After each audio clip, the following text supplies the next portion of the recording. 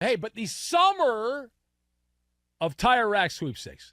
What is that? You've not been listening? Bad job by you. The summer of Tire Rack Sweepstakes rolls on.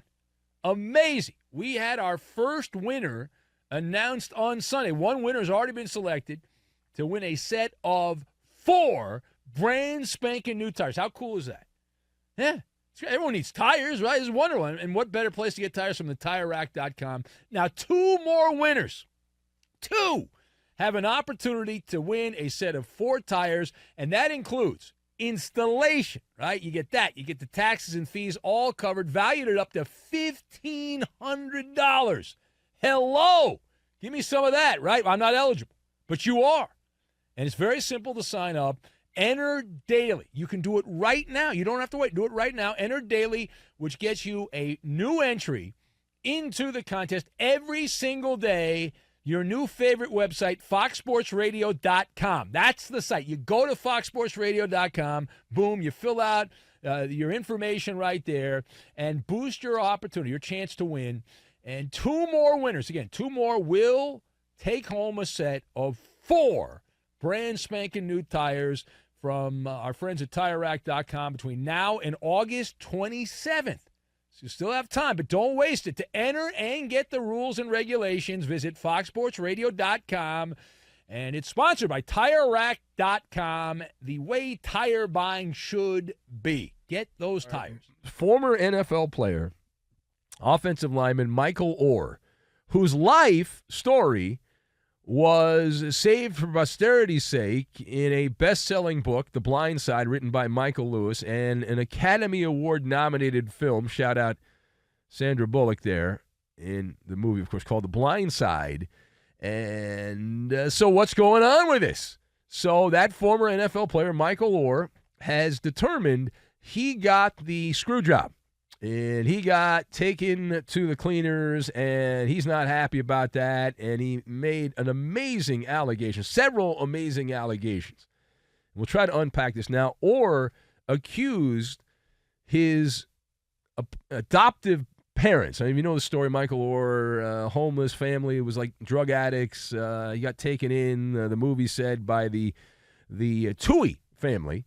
Not Greg Toohey, that used to work here at the farm. Well, he still does, I think. Anyway, the Toohey family, and the accusation is that he got duped by the supposed adoptive parents when he was 18 years old, which is old enough to sign a binding contract under Tennessee law where this took place, and he signed a conservator, according to the allegation, agreement that gave the Tooheys legal authority over his NIL, name, image, likeness, or further claiming that he never received proper compensation from the movie, which made the gross revenue over $300 million.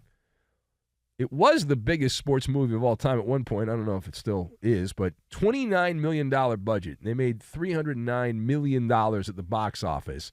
And he's claiming also that the movie is a sham because the Tooheys did not actually adopt him. The accusation, part of a petition or filed in Tennessee probate court. So he's looking to get his, and he is willing to take anyone down that he feels is in the way. So let us discuss the question. What is your initial takeaway from Michael Oher and the claims he's now made, very public claims against the family and also against the movie and everything involved? So I've got exorcism, princess, and monopoly. And we will combine all of these things together, and we are going to make a nice out-of-court settlement, which is what Michael Oher has to hope happens. An out-of-court settlement. I don't believe that's going to happen. So number one. Yeah, Michael Oher has decided to flip the switch on the nuclear option. And as a talk show host, I would like to thank him. It's not something I would do, but it makes for great content. So we thank Michael Oher for just going for it and just laying everyone out. And no one is spared. Not a single person is spared. So I don't know what happened. You don't know what happened. So we try to piecemeal this together. This is a drastic step. It's kind of obvious. It's a drastic step. You have now sullied what was a feel-good story, and that's why they made $300 million, because it's like, oh, look at this. His family took this kid in. He was down on his luck. His parents had issues, and he made the NFL out of Ole Miss, and how great is that? And all the goodwill from the book and movie are now blemished. Even if this just goes away, it's still blemished. And as with everything in life, we know this. We learned this when we were younger. And I think we all know this, that it's always about the money. It's always about the money. Michael Oher is claiming that the adopted parents were essentially grifters, the way I read it. They're grifters. They took advantage of his innocence, that he was essentially, for lack of a better term, just a country bumpkin. And as a country bumpkin, he was taken, his hand was held, and he was taken down the garden path. And the legal papers read like a Hollywood exorcism. They do. They read like a Hollywood exorcism. Head spinning, projectile vomit, walls bleeding, speaking in tongue, all of those things, because both Michael Lewis, who wrote the initial book, and Sandra Bullock are just collateral damage. Essentially, they're collateral damage. Hornswoggled by flim-flam artists is the way we would describe it. Nobody did any due diligence. The guy wrote the book, studied the book, and what Michael Oher is claiming is this was all a sham, and that never was uncovered. And Sandra Bullock, I don't know how much investigative reporting she does. She's just the star of the show, and she just kind of shows up, and they give her the script, and then she does it, and that's it. So now, page 2 here. Why is Michael Oher going down this booby-trapped path? He's got his machete, and he's going to swashbuckle his way down. Why is he doing that? Well, he's doing it in part for another book. That's right, another book. Oher's new book, which, interesting to note, just came out. It's When Your Back's Against the Wall. It was co-authored by somebody named Don Yeager. It was released by Penguin Random House last week. Now, I'm sure it is just a coinkydink that the timing on this happened, unless it is not. My horse sense tells me, with having no insider information, my horse sense tells me that the person you can blame for this lawsuit, it is directed at the princess of pop, Britney Spears.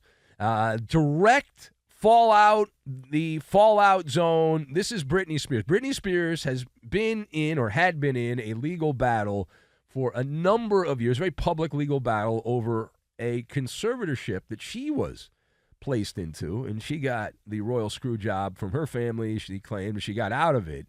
But it's a cautionary tale, because you're telling Michael Oher that the world, hey, I'm gullible. And I was gullible, and I was, a dumb kid. I got taken advantage of, and, they want to now, I want my money, and I want to crack open the piggy bank. They wouldn't share the piggy bank. Bad job by them. The most likely scenario, based on a minutes-long investigation, is that Oher looked at his 401k. He did the math on that. He says, I think he's 37 now. His earning power pretty much done in terms of football. He's not playing football anymore. He noticed that he should be living in a bigger house. He should have a newer car. He should have better clothes. And he said, according to what I read, he made over $30 million. Did he not get the NFL money either? I don't know that part of it. And so people in his circle, the most likely situation is people around Michael Oher said, this Britney Spears thing, that's you. You got screwed just like Britney Spears. You're the Britney Spears of football, dude. You are the Britney Spears of football. Baby, one more time. You got to do it, right? You got to do it and lawyer up and go for it. And is it a shakedown, though? That's the part of this where you need a shower. Because, get your paper, you're trying to get your paper and all that, and there's a story that's bouncing around that does not present Michael Oher in the greatest light. Now, who knows? It'll all come out in the wash, allegedly. But the final point, does Michael Oher have a legal leg to stand on based on this lawsuit for the Blindside. So you can sue, as we like to point out, you can sue anyone for anything. It doesn't mean that you actually have a case. So based on what I've uncovered here, this is a very flimsy case, and I'll tell you why. Michael Oher, the star of the Blindside, his story was an adult. He was a college student at Ole Miss, but he was not under the age where you have to be where you could win a lawsuit like this. And so that's a big problem, and it means that his lawsuit is misdirected, that he should be suing the studio that made the movie, and that's who the lawsuit should be directed at. And it makes more sense anyway, because I'm going to go out on a limb. I would hope. I know the movie business is not great right now, but I'd like to think one of the big studios has more money than the Tui family. I don't know. I mean, maybe they don't. That's a problem. But he's suing the wrong side here. And the biological son of the Tuis, the family there, claims that they have a golden monopoly card, a get out of a lawsuit card against Michael Oher. What is the card? According to Sean Tui Jr., SJ. So Sean Tui Jr. revealing that during an interview with Barstool that he has in his possession, he claims, old text messages. And those old text messages between Oher and the Tui family prove that Michael Oher was aware of the conservatorship at least 3 years ago during the beginning parts of the pandemic in 2020. So roughly 3 years ago. But wait, there's more, as every good infomercial says. Now, Sean Tui claims that Oher gave the family essentially an ultimatum. And he told Barstool that Michael Oher told the family via text message, if you guys give me this amount of money, then I will not go public with this. And the family said, go pound sand. So now here we are.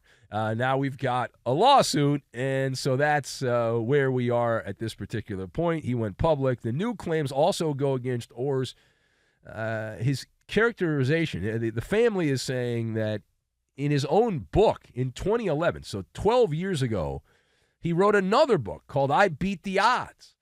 And it was a book from homelessness to the blind side and beyond. And that book, that was plausibly written by Michael Oher, described the Tuis as his adoptive family. So did he lie in that book? Was there paperwork that wasn't filled out? I don't know. But the fact that he was an adult, that's a tough case to win. If you were in the state of Tennessee, you were an adult to make decisions and on your own, and you're claiming that I got hornswoggled